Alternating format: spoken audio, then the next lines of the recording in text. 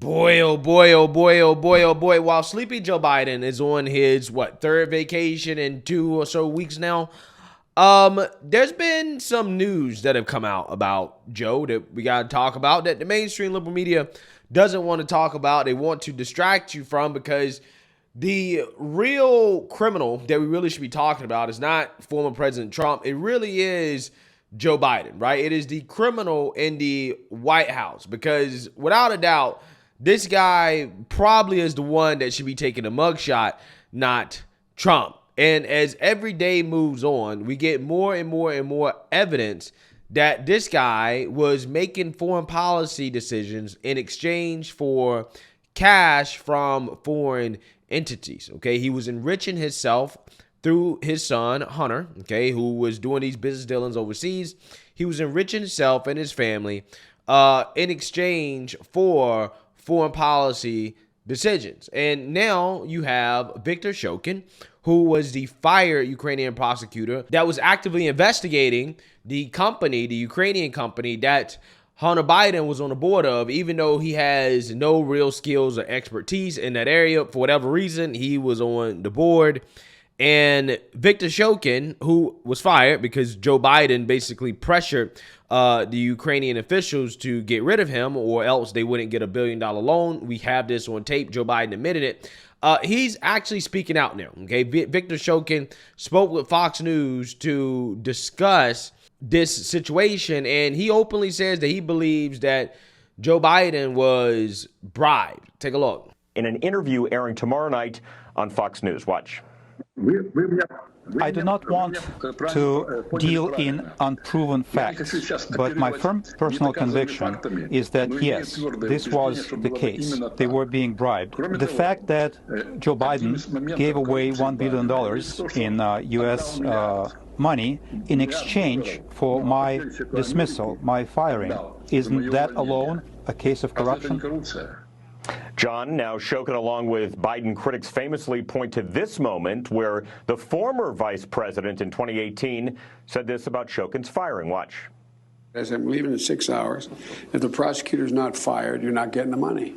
Oh, son of a got fired. And they put in place someone who was solid at the time. With regards to this interview coming up, White House spokesman Ian Sam said Fox is giving a platform for these lies to a former Ukrainian prosecutor general whose office his own deputy called a hotbed of corruption, drawing demands for reform not only from then Vice President Biden, but also from U.S. diplomats, international partners, and Republican senators like Ron Johnson. Now, we checked, John, and found a 2016 letter signed by Republican Senator Ron Johnson and his former Republican colleagues Mark Kirk and Rob Portman, calling for a change in the Prosecutor General's office in February 2016 when Shulkin still ran the show. He was gone from office about 6 weeks after that letter. The full interview with him airs tomorrow night, 8 p.m. Eastern Time, with Brian Kilmeade.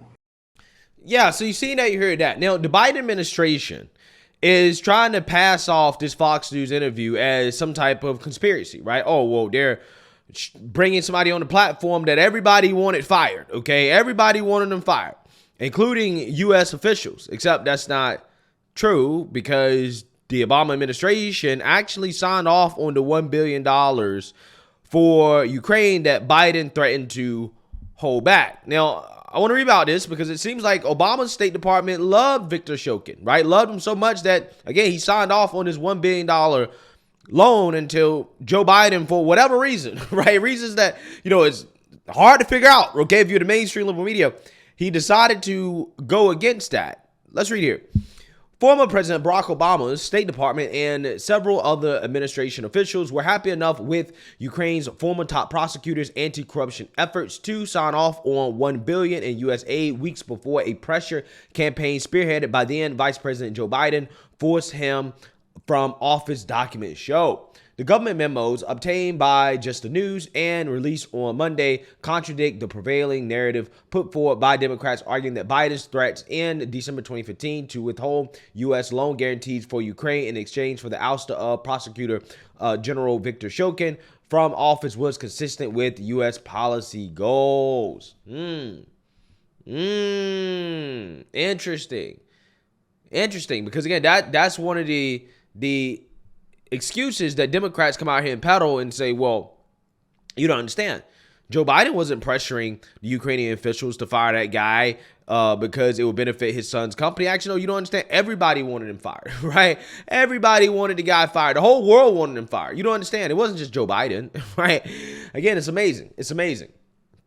Several officials in the weeks leading up to Biden's December 2015 visit to Kyiv had said they were impressed with the progress Shulkin's office had made in the preceding months. Okay, aka going after Burisma, right?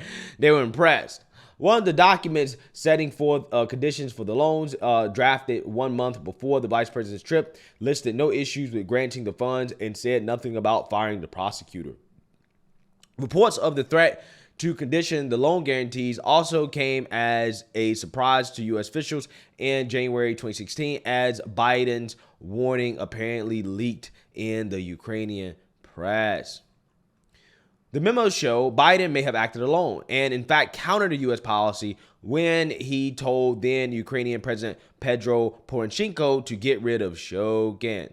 An FBI whistleblower has alleged Biden pushed for Shulkin's ouster because he was investigating gas company Burisma, where his son Hunter had an $80,000 a month seat on the board of directors despite having no expertise in its business.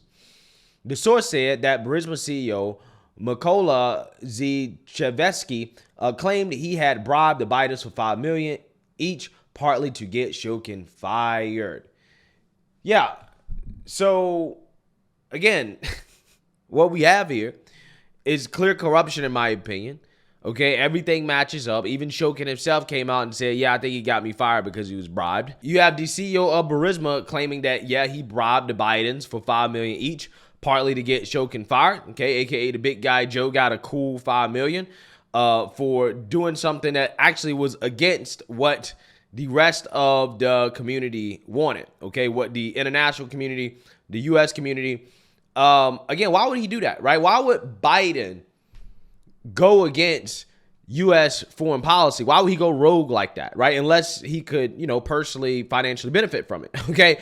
But, hey, we got all this evidence, right? A lot of evidence being circumstantial, but evidence nonetheless. We got all this evidence of the Biden administration and the Biden crime family. Common sense, we all know these people are guilty.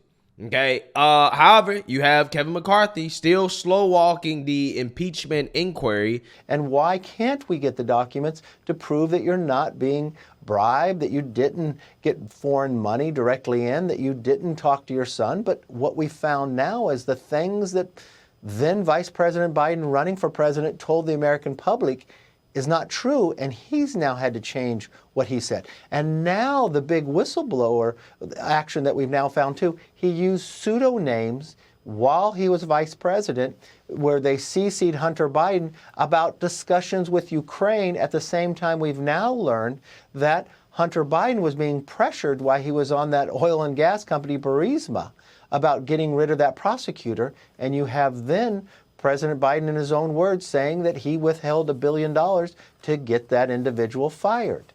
So I take it, if I understand you, you, as Speaker McCarthy, have not yet made up your mind whether to actually launch an impeachment inquiry. Well, listen, the thing that holds up whether to do impeachment inquiry, provide us the documents we're asking. The whole determination here is how the Bidens handle this. If they provide us the documents, there wouldn't be a need for impeachment inquiry. But if they withhold the documents and fight like they have now to not provide to the American public what they deserve to know, we will move forward with impeachment inquiry when we come back into session. All right. Thank you for that. Yeah, so you seen that, you heard that. That is Speaker of the House, Kevin McCarthy, basically promising that he's going to move forward with the impeachment inquiry if Joe Biden can't provide documents, I'm assuming bank statements, showing that he wasn't bribed, okay, that he probably didn't receive the $5 million payment or whatever. And if Biden doesn't provide that, then they're going to move forward with the impeachment inquiry. Now, will they actually move forward with it? Who knows, okay? I mean, I understand why they're slow walking it. Apparently, Kevin McCarthy needs to get some so-called moderate Republicans on board with it before launching it, or otherwise it's going to be a big embarrassment, right? If he can't even get his own party on board with it. But apparently it's coming, right? This is what they say. Again, don't take my word for it. This is what Kevin McCarthy's saying. I'm just reporting it. But in the meantime, we have evidence or more evidence of Biden corruption, as apparently there's a report that came out that states that the Biden administration met with Special Counsel Jack Smith's team before Trump indictment. Now, the Biden administration swears up and down that he hasn't met with Jack Smith or talked to the DOJ about what's going on with Trump. Right now, there's some people, some GOP candidates with, some common sense who actually standing up and, doing the right thing and telling the media, hey, no, you actually really should be asking these questions. You should be questioning the Biden administration on if they're communicating with the DOJ, okay, especially when it comes to these indictments and charges against former President Trump. Now, it seems that we may have some evidence that, who knows, that could possibly be the case. So let's actually read about this. The White House Counsel Office met with a top aide to Special Counsel Jack Smith just weeks before he brought charges against former President Trump for allegedly mishandling classified documents, raising serious concerns about coordinated legal efforts aimed at President Biden's likely opponent in 2024. Jay Brandt, who joined the special counsel team in November 2022, shortly after it was formed, took a meeting in the White House on March 31st, 2023, with Caroline Saber, Deputy Chief of Staff for the White House Counsel's Office, White House Visitor Logs show. They were joined in the 10 a.m. meeting by Danielle Ray, an FBI agent in the Washington field office. 9 weeks later, Trump was indicted by Smith's office on June 8th, 2023.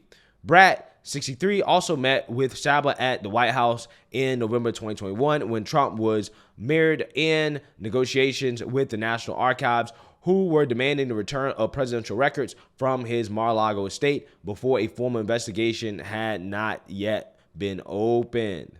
Saber, who is not an attorney, left the White House in May to attend law school. Bratt had a third meeting in the White House in September 2021, this time with Caroline Riley, an advisor to the White House Chief of Staff's office. The logs offer no information about what was discussed at the meetings. Critics and legal experts question why Bratt was taking meetings at all with the White House counsel's office while part of an active investigation into President Biden's likely 2024 Republican opponent. Well, the reason why is because they're coordinated, right? They're coordinating, okay? We all know why this is going down, okay? I mean, it doesn't take a rocket scientist to piece this stuff together. Quote, there's no legitimate purpose for a line DOJ guy to be meeting with the White House except if it's coordinated by the highest levels, said former NYC Mayor Rudy Giuliani, a one-time top federal prosecutor in the Southern District. When asked if he believed the White House and special counsel were coordinating the prosecution of Trump, Giuliani said, quote, you're damn right I do. Quote, what's happening is they have trashed every ethical rule that exists and they have created a state police. It is a Biden state prosecutor and a Biden state police, he continued. Yeah, again, they're, prosecuting and going after everybody except the actual criminals, right? If you actually are a real criminal, okay, you commit a real crime or whatever, okay, like a violent crime in a liberal city, they let you off, right? You're totally fine. You're totally okay. Locking you up is racist, right? But when it comes to Trump, okay, and, all of his colleagues that, expressed their opinion about 2020 election that the establishment didn't like, that was acceptable up until 2020, because Democrats were making this claim as well too, right? No, you don't get a second chance, right? They're gonna throw the book at you. They're gonna throw the book at you. The former mayor who represented Trump during special counsel Robert Mueller's 2018 probe of Russian interference in the 2016 election was indicted last week in Fulton County, Georgia, in connection with attempts to overturn the 2020 presidential election. George Washington University law professor Jonathan Turley said the March meeting was particularly troublesome and, quote, raises obvious concerns about visits to the White House after Bratt began his work with the special counsel. Quote, there's no reason why the Justice Department should not be able to confirm whether this meeting was related to the ongoing investigation or concerns some other matter, he said. Peter Carr, a spokesman for the special counsel, said Bratt was at the White House for a case-related interview but declined to comment further. The FBI declined to comment. A person with knowledge of the 2023 visit insisted that it was an interview of a career official who was also working at the White House during the Trump administration. Yeah, so, you know, of course they're going to try to make up some excuse for it, even though, again, it shouldn't be happening. But we all know what's going on here, right? There's coordination. The DOJ has been weaponized by the Biden administration. Corruption's all over the place, right? And Kevin McCarthy promises that at some point, the GOP will start the process of actually trying to make the Biden administration face consequences for their crimes. But we'll see. Okay, I wouldn't get my hopes up, but we'll see. Let me know what you guys think. Make sure you like, comment, and subscribe. Most importantly, share a Black conservative perspective. Peace.